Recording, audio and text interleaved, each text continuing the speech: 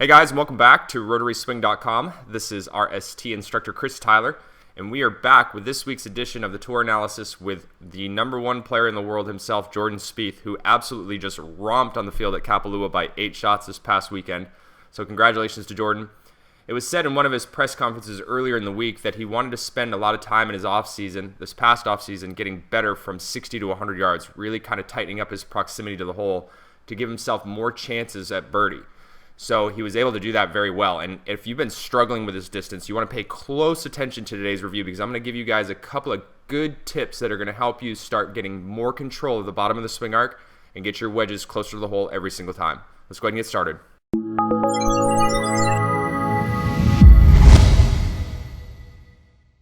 Okay guys, so after that extremely long-winded opener, let's just jump right into this week's analysis and start getting you some good tips on how to become a better wedge player.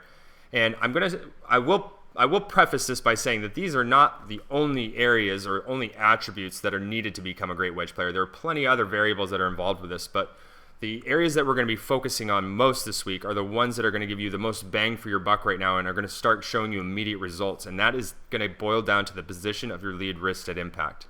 And if you look over here on the right-hand side of the screen, okay, I'm going to go ahead and mark the position of his lead wrist. And we're going to see that his glove logo is facing more down towards the ground here. Okay, so that would indicate to us when we start to see the glove logo facing a little bit more down towards the ground that the lead wrist is going to be a little bit bowed. Okay, so you'll hear us talk about having a flat left wrist at impact or maybe even being slightly bowed. Now, what does the bowing of the wrist do? Well, bowing of your lead wrist de-lofts the golf club. So you can see here that the club shaft is leaning forward quite a bit. This de-lofts the golf club, which is extremely critical for becoming a great wedge player because you need to be able to control your trajectory and control your spins. All right, because every shot's going to require a different sort of approach into the green. So we want to be able to control the loft on it. We want to be able to control its spin. We want to be able to get the ball close to the hole. Now, why is this the area that we're going to be focusing on?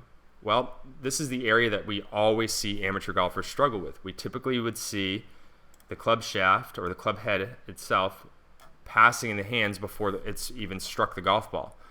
Now, why does this happen though? Well, this typically happens from the right hand pushing against the shaft from the top of the swing down. Also, the left thumb is in a position where it can push against the shaft as well. So you have your right hand and your left thumb are the two primary culprits for causing you to throw the club and get into that scoopy position and make it very difficult for you to get this flat or bowed lead wrist. So where our focus is going to be this week is how do we get into impact into this position and how do we get good compression on the golf ball and how do we control our trajectory? Well, that's where we're going to focus from hip high to hip high this week. So let me go ahead and back Jordan up from a face-on perspective to about hip high. And I've gone ahead and loaded up a down-the-line version as well so we can look at it from two different angles. But if you look over here from a face-on perspective, you can see that the glove logo is not facing directly back at us at home. It's facing a little bit more up in this direction.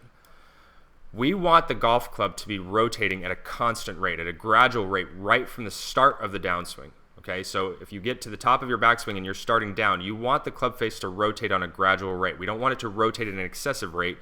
That can cause the golf ball to fly all over the place.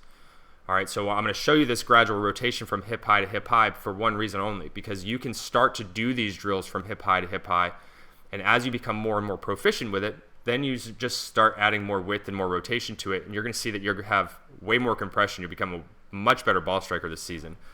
All right, so let's go ahead and take a look at this again from a face-on perspective, and you're going to see as he starts his hands down from hip high, you're going to see that glove logo coming right back to us at home. So this glove logo now is facing directly back at us at home. And you're going to see this rotation as well. I'm going to move his hands down into the same position. So glove logo is up a little bit.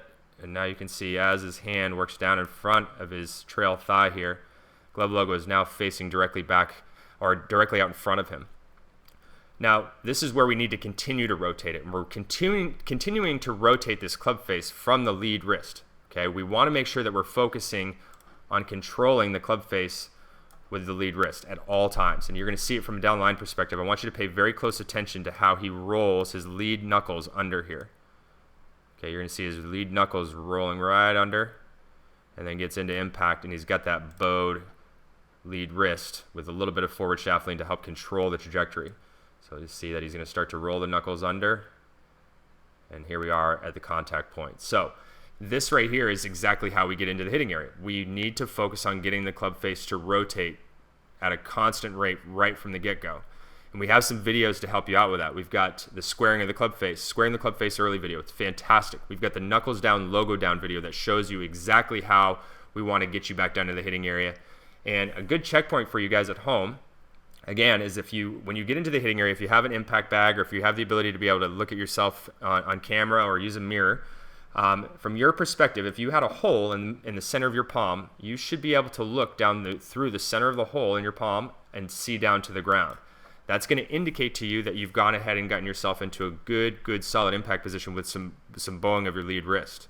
So try that out. So take your lead wrist, work without a golf club at first. Start to move your lead arm from 9 to 3, from hip high to hip high, and focus on rotating your wrist and getting into that good flat to slightly bowed position. And then slowly start to put the golf club back in your hands and work through these drills and work from hip high to hip high, and then add more width and add more rotation to it when you start to become more and more proficient. And I promise you, you will become a way better ball striker this season. Okay guys, thanks for tuning in to this week's tour analysis by RotarySwing.com. I'm your instructor, Chris Tyler. Remember, if you have any questions or comments, please feel free to post those below and I'll help you out as best I can. Also, do me a favor and click that like button below. And remember, subscribe to our channel. That way you get updates on any time we put out any of our new video content, whether it's a tour analysis or any of our great new instructional content we've got coming out here in the next few months. Let's get out there. Let's make it a great day. And I'll talk with you guys soon. Do is demonstrated by what I'm doing with my left hand, although in the real world outside of golf, I can't even brush my teeth left-handed. It's completely useless. But in golf, I've taken the time to train it so it at least knows how to hit a golf ball. That's really about it. When it comes to controlling trajectory, what you want to start feeling is working on what you're feeling with the